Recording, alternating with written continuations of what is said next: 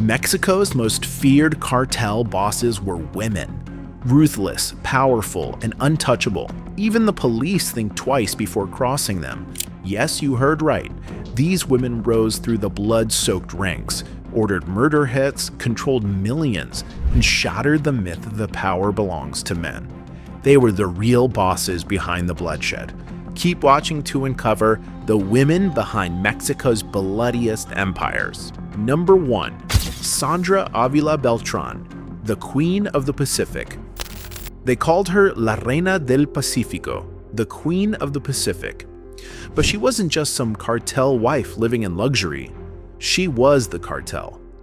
Sandra Avila Beltron was born into narco royalty. Her uncle was Miguel Ángel Felix Gallardo, the godfather of the Mexican drug trade. But Sandra didn't ride coattails. She built her own empire. She brokered deals between the Sinaloa cartel and Colombia's Norte del Valle cartel. Cocaine moved by the ton, and Sandra coordinated the routes, the boats, and the payoffs. Her operations used tuna boats packed with 10-ton shipments of cocaine gliding across the Pacific like ghost ships. She handled so much money that her bribes reached Mexican presidents. And her empire was fueled by elegance and violence. Her husbands were murdered, her brother tortured, yet she stayed untouched until 2007. That year, she was arrested in Mexico City and extradited to the US. But even there, she outplayed them. She cut a deal, pled guilty to helping her Colombian boyfriend, and walked free in 2015. She survived it all: betrayal, prison, the DEA, and came out the other side. But Sandra Avila didn't just survive the drug war, she faced it head-on. And when it was over, the Queen of the Pacific was still standing. Number 2. Anadina Felix, the accountant who became queen.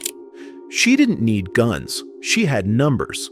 Anadina Felix was supposed to be the quiet sister.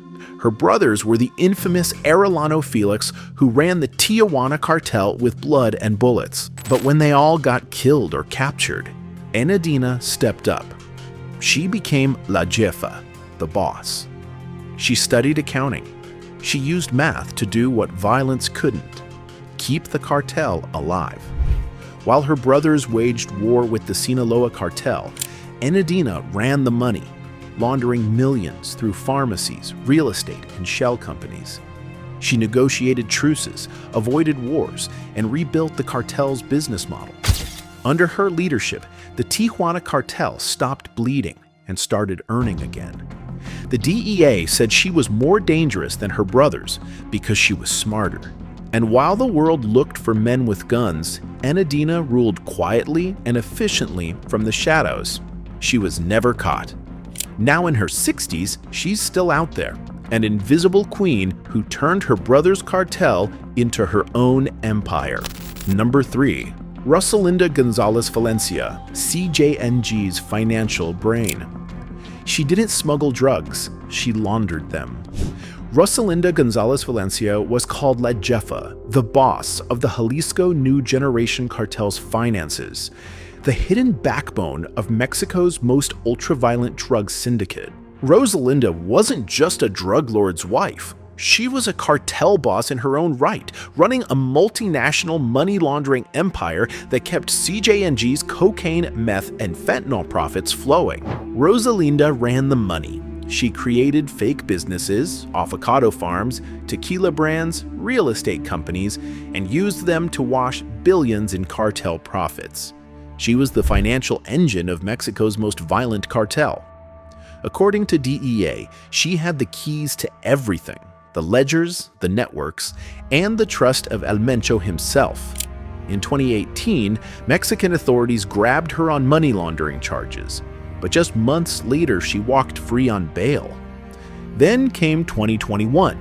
Special forces stormed in and took her down again in Zapopan. This time, CJNG didn't take it lightly. Days after her arrest, armed men believed to be cartel soldiers kidnapped members of Mexico's military. The message was loud and brutal. Roslinda isn't just important, she's worth more than a squad of trained soldiers. CJNG's reaction? They kidnapped soldiers just to get her back. That's how valuable she was. Now behind bars, Roslinda stands at a deadly crossroads. She didn't rule with bullets, she ruled with ledgers. And in the cartel world, money can be deadlier than guns. Her crown was built from blood, cash, and it painted a target on her head. Number 4.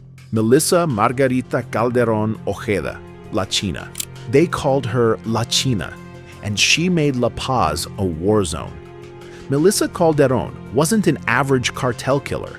She led a hit squad for the Sinaloa cartel. She didn't delegate murder, she did it herself. Witnesses describe her pulling the trigger, giving dismemberment orders, leaving narco messages with butchered bodies.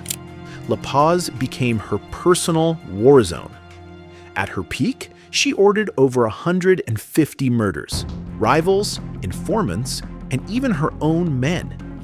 She ran the city like a battlefield, lured victims with fake women, killed them without blinking. But her downfall didn't come from cops, it came from love. Her own boyfriend, who also worked in her hit squad, flipped. He gave her up, exposed her burial sites, and brought her empire crashing down. In 2015, La China was arrested trying to flee the state. The Queen of Death didn't fear the bullet, she feared betrayal. In the end, a queen of assassins was undone by the very thing she could not kill: trust. For La China, a lover's betrayal proved more lethal than any enemy's gun. If you are still watching, you are into this, so hit that like button and subscribe for more. Number 5. Marlori Chicone Rosel, the Queen of the South. In Guatemala, she was a businesswoman, a socialite, a mother. But to the DEA, she was La Reina del Sur, the Queen of the South. Marlori didn't lead assassins, she led an empire of cocaine and cash.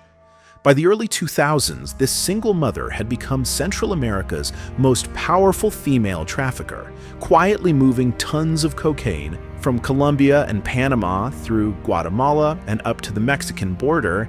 She worked with monsters Sinaloa and Los Zetas, yet never touched a weapon.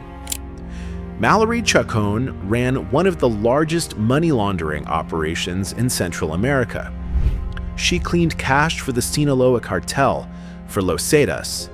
She moved cocaine from Colombia to Mexico and washed tens of millions a month. In 2012, the US Treasury named her a specially designated narcotics trafficker, blacklisting her as one of the most critical players in the global cocaine trade. But empires like hers don't last forever. In 2014, Marlori made a move most queenpins never do. She surrendered. She flipped, named names, cut deals, and disappeared. And today, no one knows where she is. Some say she's in witness protection. Others think she's living in luxury, under a new identity. She survived the game.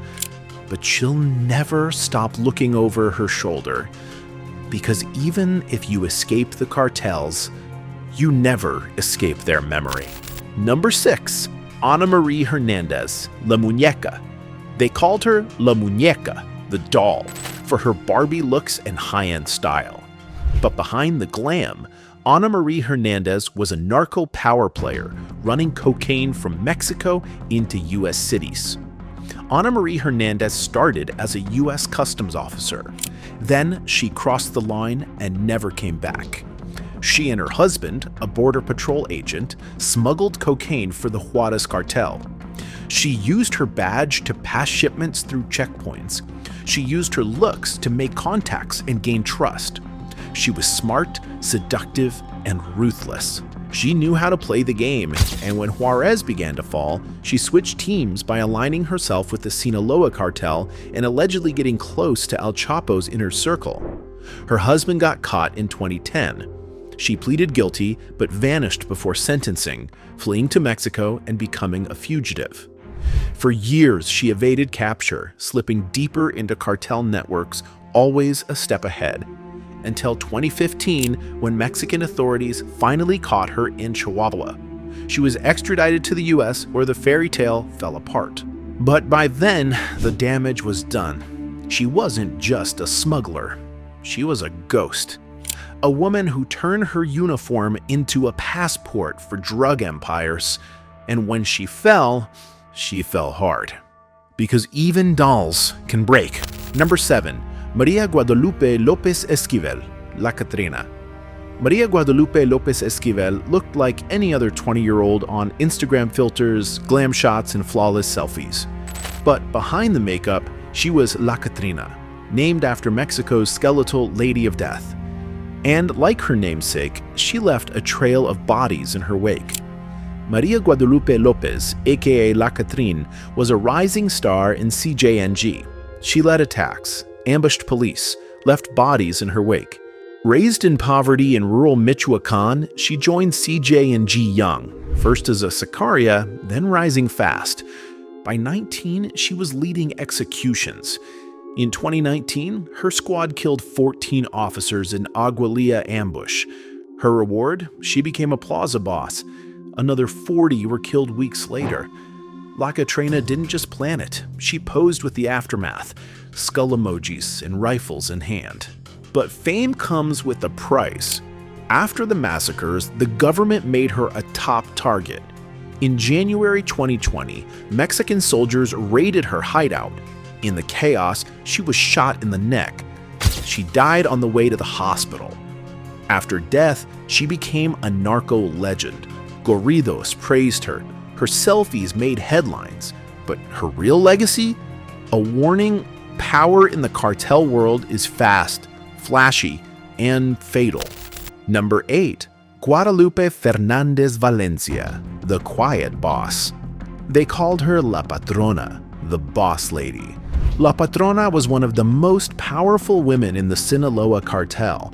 For over 30 years, she kept the empire running, moving tons of cocaine and heroin, laundering millions and managing entire drug routes like a CEO for El Chapo's empire. She wasn't flashy, she was efficient. She moved kilos like clockwork, kept the cartel's business humming. Unlike other narco queens, she avoided the spotlight, but US agents knew her name. Sanctioned by the Treasury, indicted in Chicago, arrested in Culiacan in 2016, just weeks after El Chapo was caught. Then she made her move. She flipped, pled guilty, gave up information, cooperated. In 2021, she was sentenced to just 10 years, and by 2023, La Patrona walked free. But freedom has a price. She faces deportation to Mexico, where betrayal is repaid in bullets. Her safest option was to vanish again into the shadows. She kept their cartel secrets for years. Now they may want her silence forever. In the cartel world, where men grab the headlines, these queens ran the bloodshed. Some ended in handcuffs, some are in graves, some just disappeared. But one truth connects them all: power doesn't care who wears the crown. Which one shocked you the most? Let me know in the comments, and if you want more real cartel stories, subscribe to the channel. Because next time, we are going even deeper. Thanks for watching.